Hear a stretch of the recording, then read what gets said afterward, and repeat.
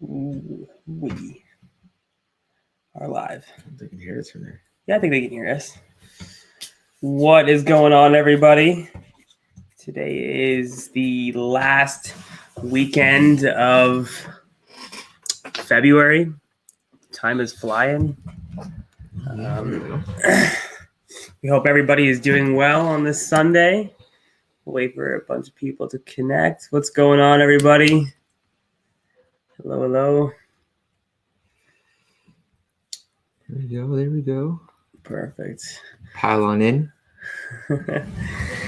Today's episode, we are actually going to be covering our forecast video. So last week, or I guess Friday, we had dropped a video with Matt talking about what our perspective is on the economy, what's going to happen, in regards to the mortgage market, where do we see things going, and stuff like that. So we decided we were going to kind of outline some of our thoughts that we spoke about in that video. So if you guys have any questions specifically about maybe what our overall thoughts are, or what maybe some questions that you guys have about what's about to happen, feel free to drop it in the comments section. Aaron's actually going to pull his phone up so we can see it. I think the big thing just to take away from all this isn't so much more like, a finite decision of what's going to happen, obviously, but more so just, factors to consider when moving forward with your deals and your finances. And Josh, we've seen some rates go up a little bit on the fixed rate side, the insured side. They went up on Friday. Just things to consider moving forward. Rates are going to, we're not going to see 3.5-4% rates overnight, even if the rates did go up that high. So it's just thinking, every term has, you're at least a year ahead when you're putting a term in. So just having an idea of what your things are going to look like in the future, where you're going to be, what your rates are. Just possibly some things to consider. Help planning for the future. Yeah, so I guess jump in. Yeah, jumping right into it. Looks like we got a few people on. Jumping right into it. I want to talk about short-term forecasts at the moment. So what is currently happening? What have we seen in the last maybe 6 to 12 months?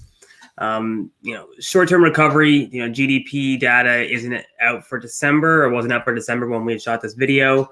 But the fourth quarter was on track to post roughly an 8% gain in GDP growth, which is huge when it comes to overall growth of the economy. Most people are thinking that, this translates into the potential for the need to raise interest rates. As we all saw, we all got locked down. So thanks.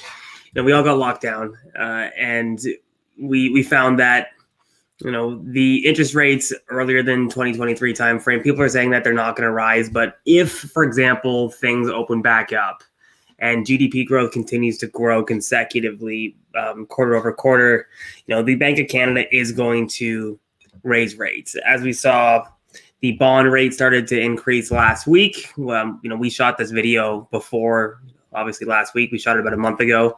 And rates are starting to rise because of that, which is really interesting. And because the bond rates have risen, the overnight lending rate has risen, the overall rates in general for mortgages have gone up. Yeah, I think that's important to remember too, is that the overnight rate and the variable rate are not directly tied to the fixed rate. They do vary off of different markets and different numbers. So like Josh said, the fixed rate is going to alter based off of the bond rates, where the variable rates alter based off of the Bank of Canada overnight rates. So just because we're going to see an interest raise in fixed doesn't necessarily we're going to see immediate raises in the overnight rate as well too. So just keep that in mind too. Yeah. So, I mean, if the Bank of Canada essentially just continues to raise rates into next year and inflation starts to return to the actual target forecast, then, you shouldn't see a reason why the Bank of Canada would still be sitting on such like emergency levels of funding that they've already put out in the market. I believe the Bank of Canada said that they'd be willing to give up to $100 billion in stimulus, which is obviously a small amount compared to what the United States is doing. Even right now, they're printing like roughly $1.9 trillion right now to give out to their population. This also may give home buyers a reason for pause if they're considering getting into variable rate mortgage rates.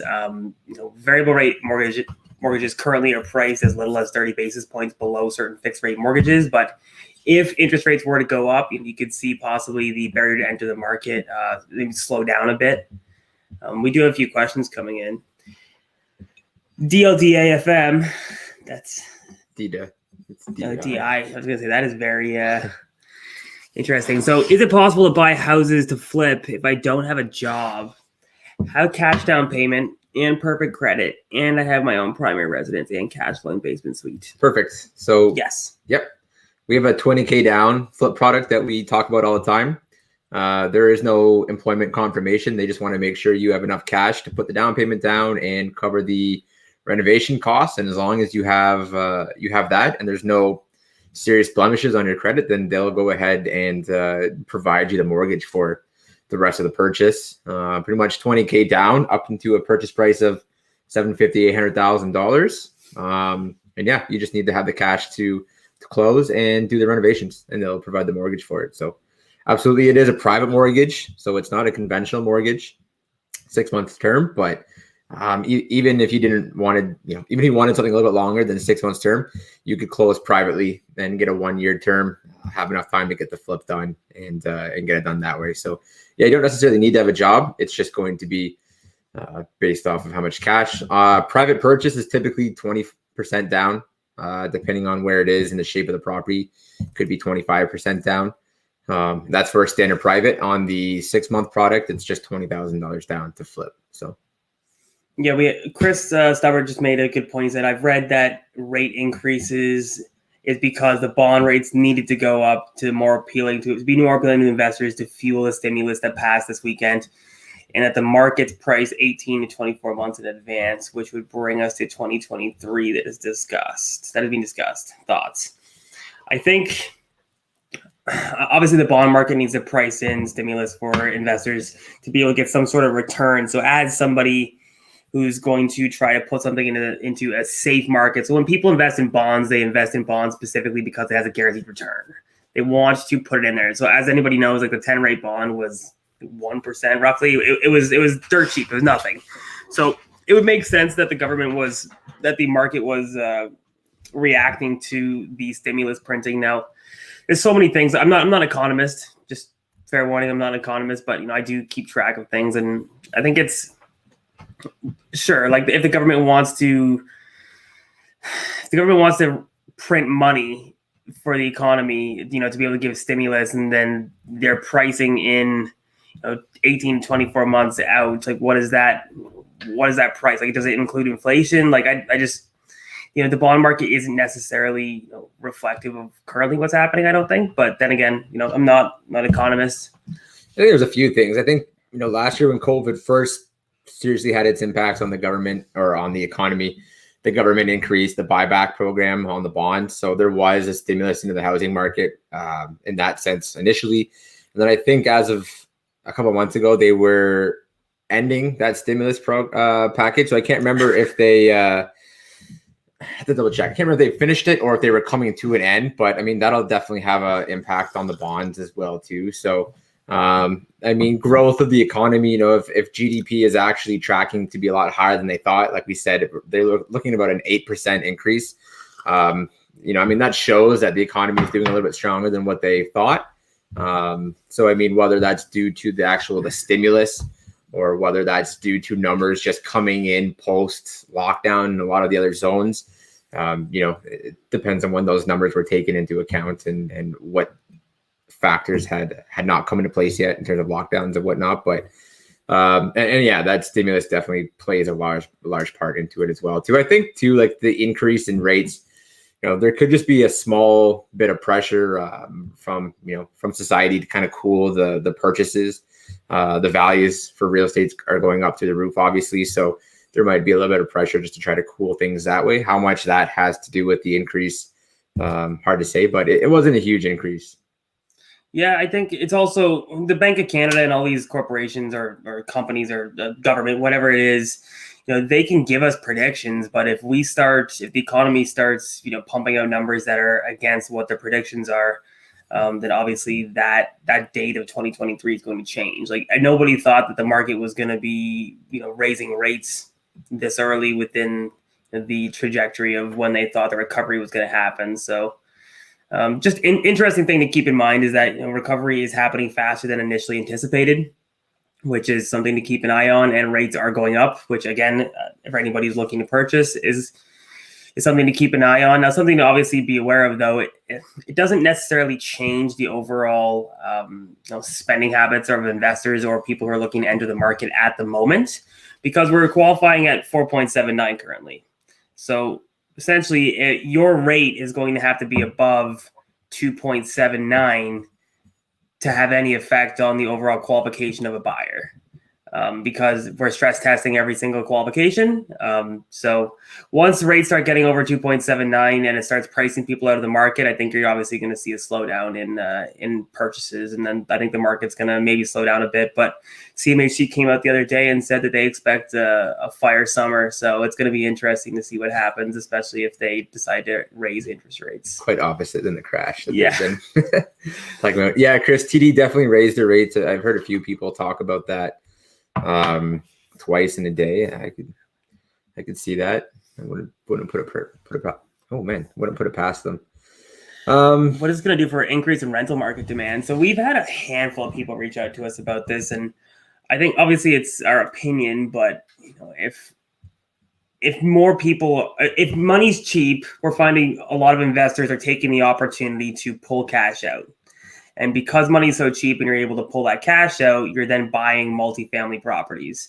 And the surge in people purchasing multifamily properties or rentals has been exponential since COVID started. So I think that the interest rates where they are right now or have been for the last 12 months has stimulated the emergence of more rental units, which is, I think, good in a sense. It's adding more affordable rent. Yeah, I think the one thing that we're going to start to see, and we have seen obviously, is just the lower price points start to get priced out of the market. Obviously, as there was a townhome, a semi in Kitchener, I think, that I've seen circulate. It went for like 800,000, something like that. Pretty crazy.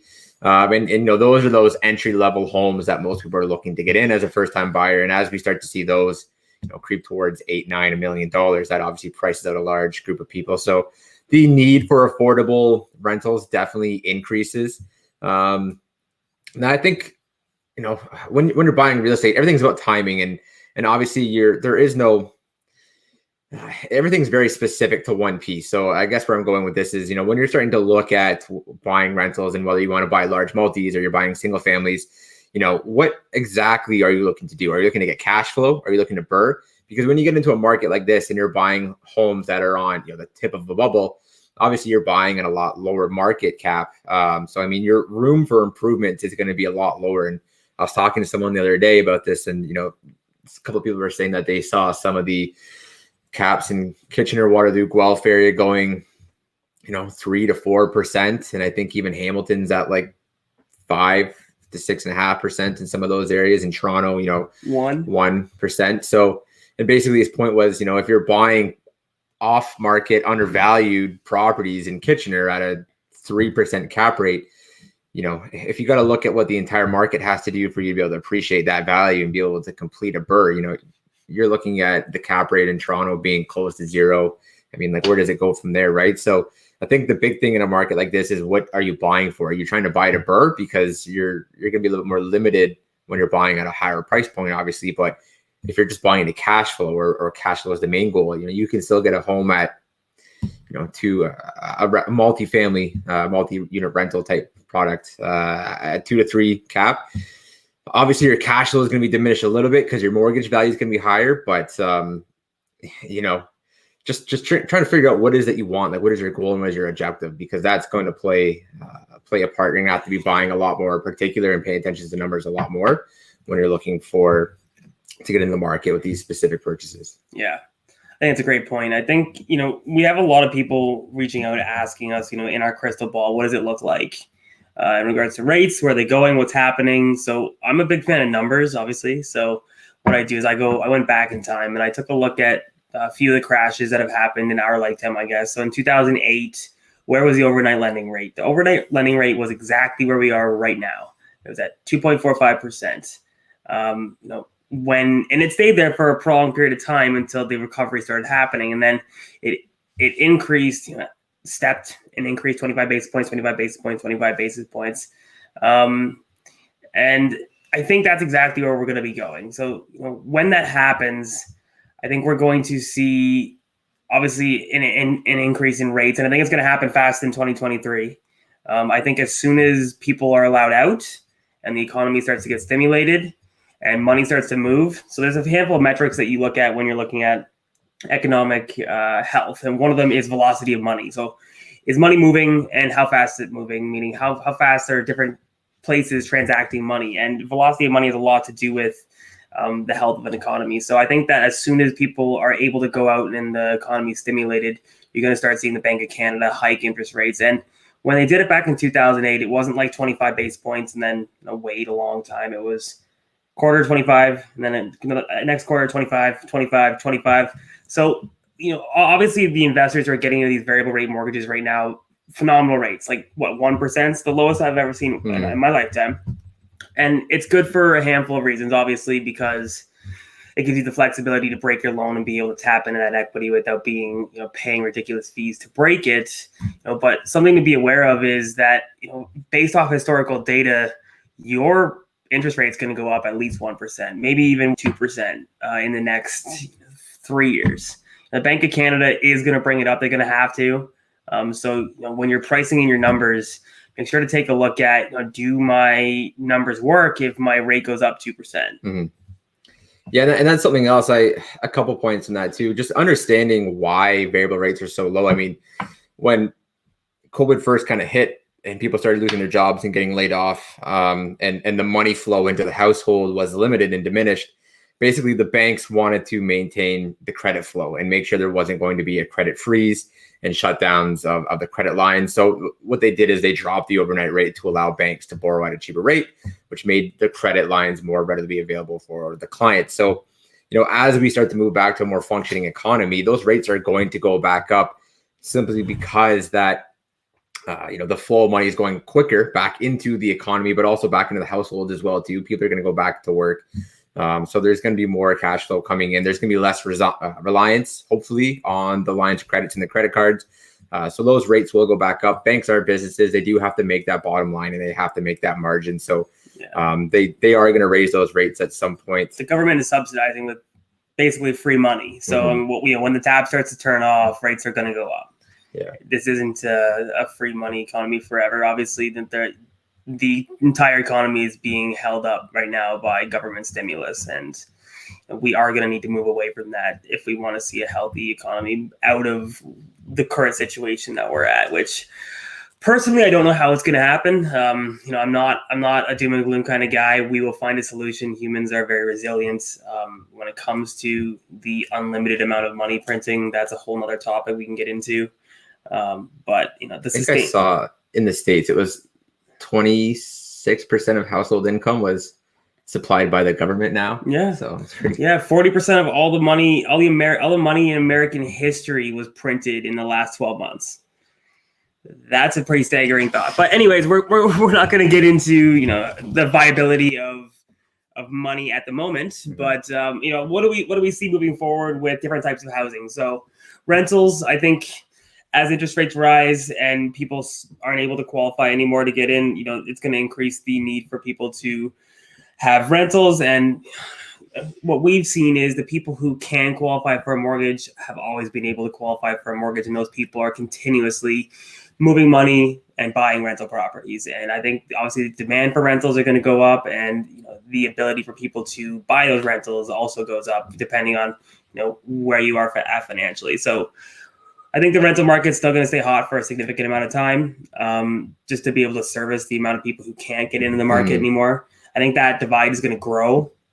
That ability to be able to qualify for a loan, unfortunately, it's getting smaller and smaller. You know, house prices are moving up, wage prices are staying stagnant. You know, there's an entire group of people in our society who can no longer afford homes, and that's going to get larger and larger as we go forward. I've said it many times, but I think in the next 10 years, if you or your family don't own real estate, I don't know if it's going to be very difficult for you to purchase real estate. So it's going to be one of those generational things that are passed down. Yeah, I think on the multi side as well too, it creates a tough economy to be able to qualify for conventional financing on on these multi units. When we're doing our calculations and affordability based off of a debt service coverage ratio, we take a look at two things. You know, how much operating income is coming in from the rents, and how much are you paying essentially in your expenses? And one of those expenses is your mortgage payment. So we take a look at two things. Rents have not kept up to date with inflation and cost of living. So, you know, the majority of the buildings that our investors are buying are under rented specifically for the purpose of going in and maximizing and burring. But when you have an economy that prices of buildings are super high and rents are super low, you create a bit of a larger gap between what your net operating coming in and what expenses, your net operating expenses. A larger mortgage payment, means you're having a larger mortgage amount means a larger mortgage payment. So your debt servicing is going to be low. Getting into a private financing option, that option is always there. But one thing to keep in mind is how do you guys get out of it? There is that freeze on eviction. So, I mean, it does make it a little bit more tough to be able to get the tenant turnover and increasing the rental income coming in. So just keep that in mind as you start to look as well too, is that a lot of the buildings that are underperforming are going to underperform even more now as the values go up and the net operating income essentially decreases. So or stay stagnant. Stay stagnant.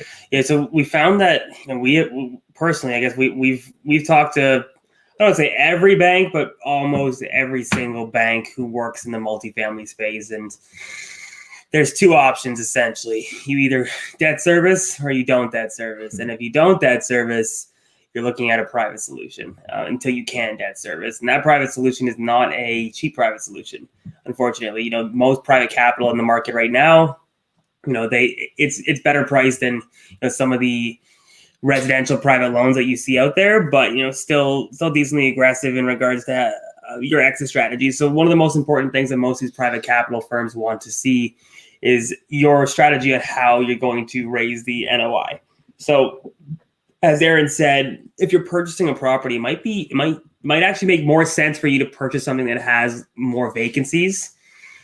Especially if you're going to go private, you might as well not go private by a bit. You might as well buy something that's just completely vacant and then put the money in, renovate it, get tenants in there, and then refi out into a conventional lender. Because if you have an entire building that is underperforming, your next job is to find a way to make it perform. And if there's legislation in the way of you being able to do that, you put yourself in a situation that could cost you a ton of money down the road. So we're seeing a lot of people maybe have difficulties with that specific part of the process. Yeah, and even the mortgage investment companies, because they are shareholder based and they obviously have to be having some sort of positive returns, they're going to ask, they're private, but they're still going to ask more questions. So I'm actually dealing with a file right now where the building is severely underperforming, but there are no vacancies.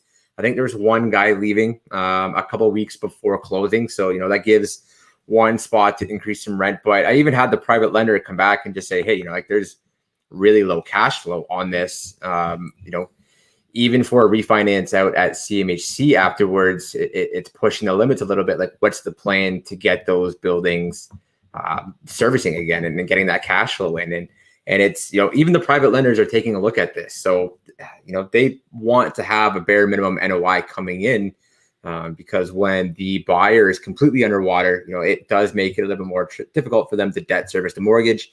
And like I said, they have shareholder loans to stuff to guarantee. So they're going to be a little bit more picky, which means on some of these buildings, we might be looking more at the independent mom and pop type lenders. So you're going to get a little bit less competitive rate, but they're going to be a little bit less picky about the actual performance of the building and just more concerned about equity position.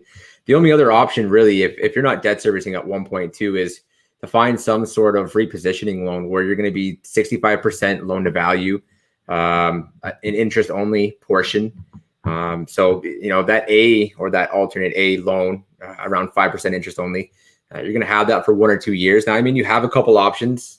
Being able to get a vendor take back would definitely help in that situation. The building would have to debt service the first position and the second position VTB.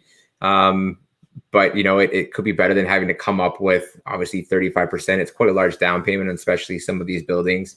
In a $1.5 million building, 35% is $525,000, and that doesn't cover any of your closing costs. On the A side, you're still looking at close to $20,000 to $30,000 in closing costs. So, $550,000 to close on that. So, and a private second might be another option. You can have a private second up to 80% loan to value and qualify on the A side. Again, as long as you're able to debt service the loan, they'll take a look at that, but it does limit your options. And there are very few lenders in that space between conventional financing at 75% and private financing at essentially 75%. For sure. And the solution that Aaron was just talking about how it's like a quasi A, B lender, their specific goal is to transition you to CMHC financing.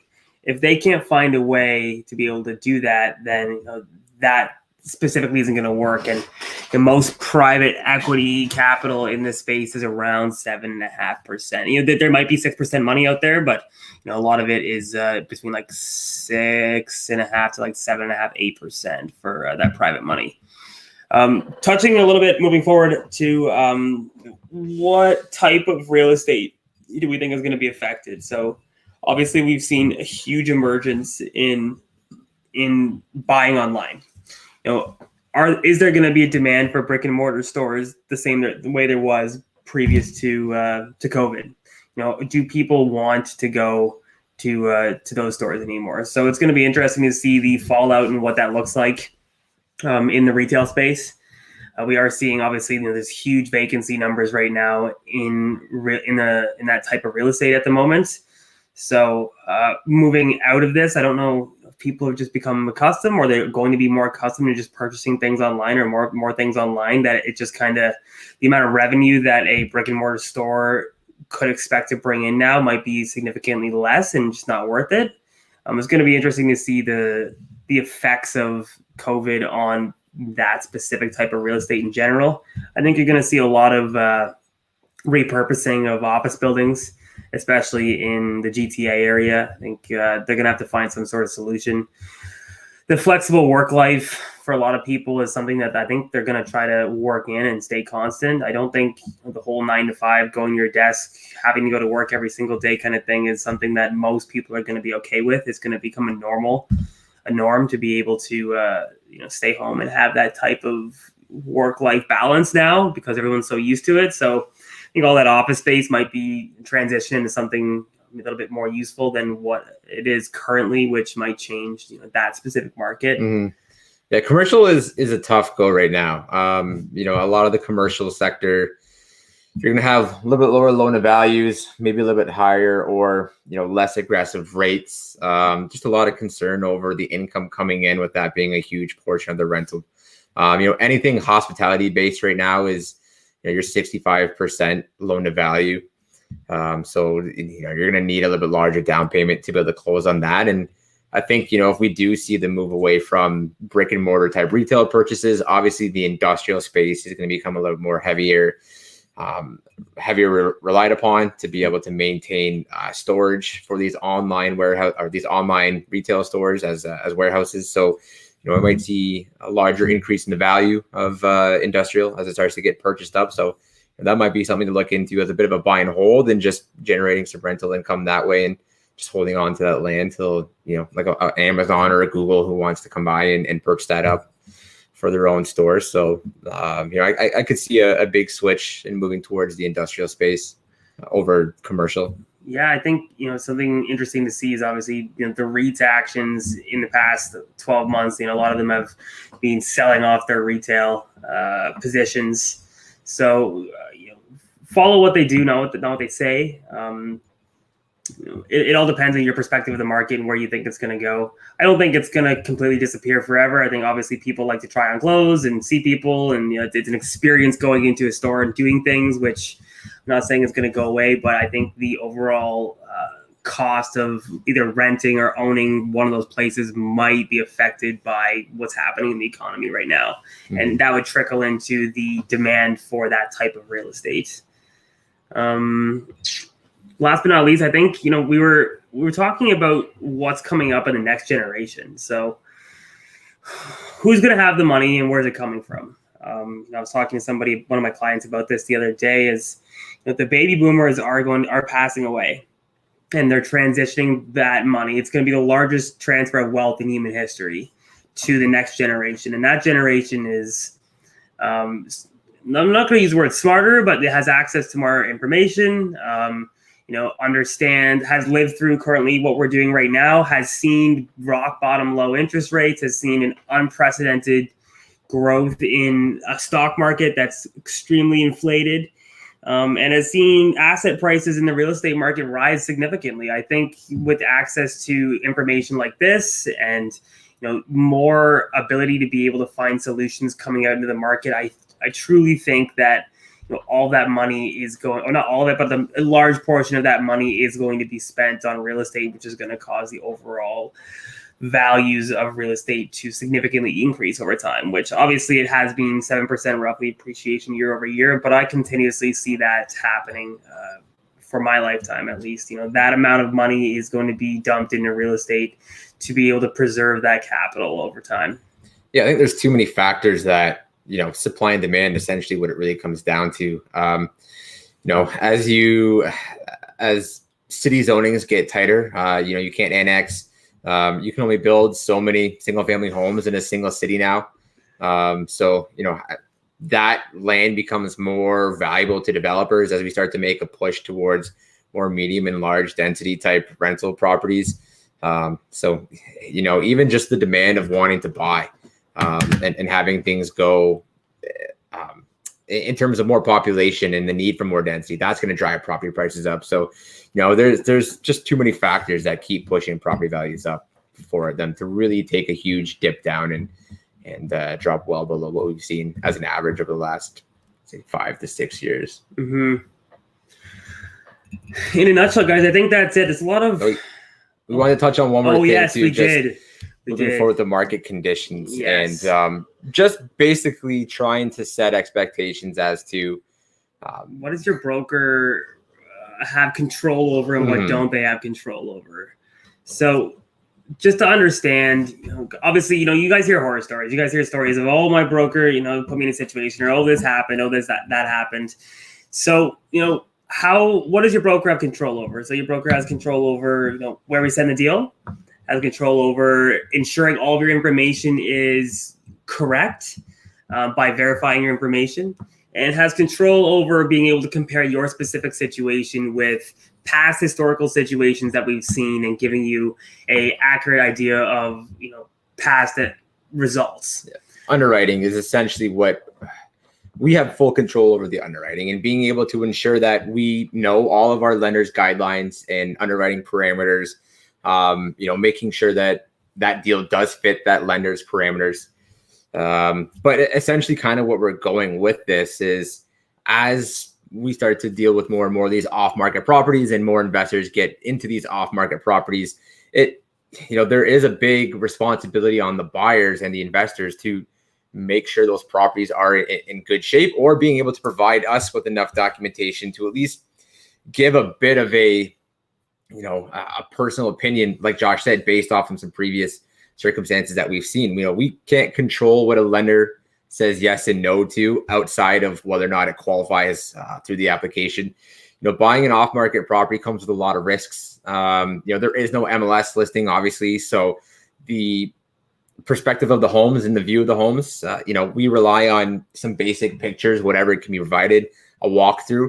But a lot of these wholesalers, when they're putting together the video, some of them are pretty good at showing the negative spots, but some of them may not show those negative spots, right?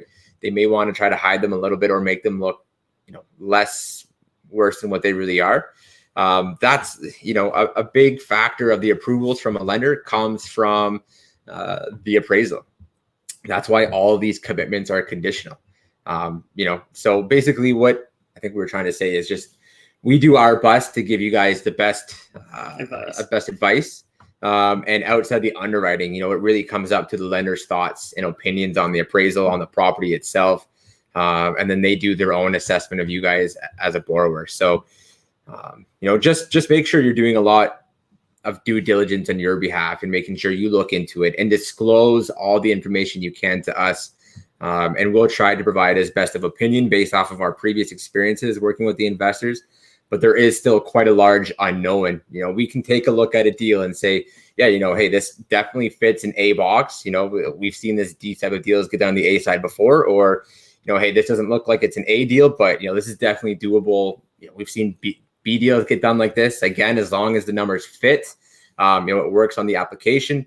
Again, there's a huge, reliance on the underwriting and the opinion of the lenders to make that final decision. And a deal can debt service. Like we can issue a deal to Scotiabank, and the value can come in. I had a client reach out to me yesterday. He's working with a broker. Value came in on the purchase, off market deal, qualifies, makes a ton of money, more than okay to qualify for that loan. Scotiabank doesn't want to do it. Doesn't like the deal. Don't have to give you a reason.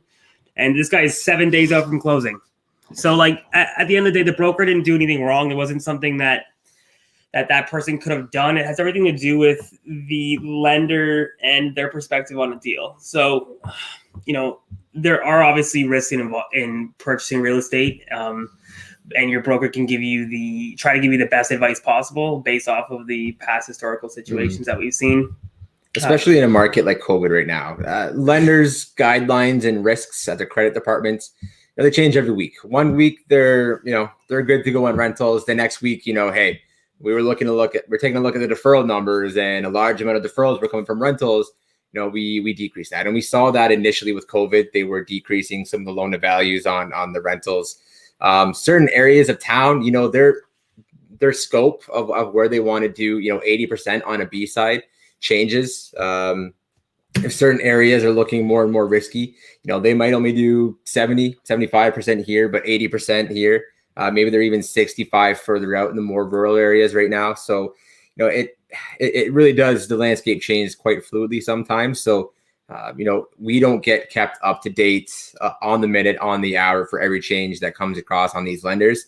It's basically once you submit a deal in and you get that feedback from that deal, now we know where the lenders are at.